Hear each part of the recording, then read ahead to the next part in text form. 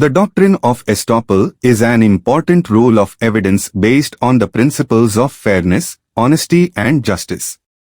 It means that if one person makes another person believe a fact or promise, and the other person acts upon that belief, the first person cannot later deny that fact or promise. One important type of estoppel is equitable estoppel. However, the law also protects minors, therefore the doctrine generally does not apply against them. Meaning of equitable estoppel. Equitable estoppel means that a person is prevented from going back on his words, promise or conduct if another person has relied upon it and changed his position. It is called equitable because it is based on equity, fairness, rather than strict technical rules. Simple definition: equitable estoppel means that a person cannot withdraw from his promise or representation if another person has honestly relied on it and would suffer loss if the promise is broken. Example: a factory owner tells a supplier, "Supply me the machinery, I will definitely pay you after installation." Trusting this assurance, the supplier delivers the machinery. Later, the factory owner refuses to pay by saying that he never intended to purchase it. If all legal conditions are satisfied, the court may prevent him from denying his earlier promise.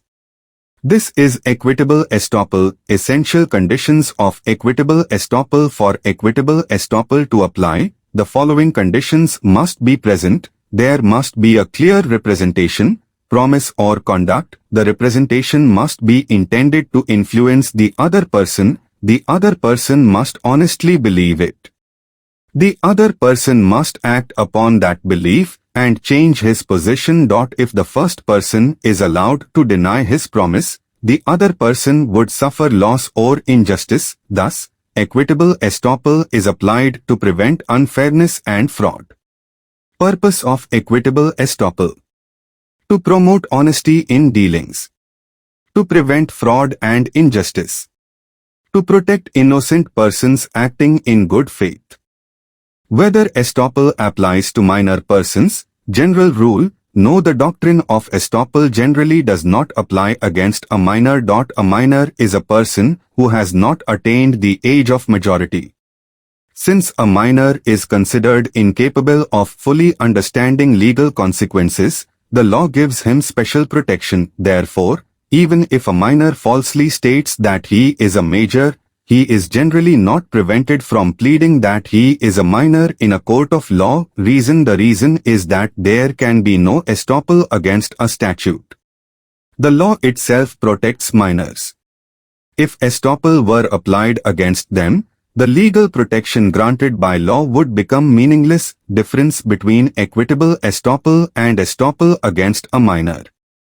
Basis: equitable estoppel. Minor object: prevent injustice, protect the minor. Based on fairness and reliance, statutory protection. Applies: yes, if conditions are fulfilled. Generally no. Can earlier statement be denied? Normally no. Yes, the minor may plead minority. Case study: a man aged 17 told a moneylender that he was 20 years old and borrowed 50,000 rupees. Believing him, the lender advanced the money. After a few months, Aman refused to repay and stated before the court that he was a minor at the time of borrowing.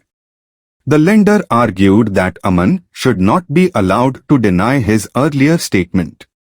The court rejected this argument and held that the doctrine of estoppel cannot be used against a minor because the law gives special protection to minors. Therefore, Aman was allowed to plead minority. This case shows that the protection of minors is considered more important than the principle of estoppel. Conclusion: equitable estoppel is a rule based on fairness which prevents a person from denying a promise or representation on which another person has relied. It promotes honesty and prevents injustice. However, the doctrine of estoppel generally does not apply against minors because the law gives them special protection due to their lack of legal capacity.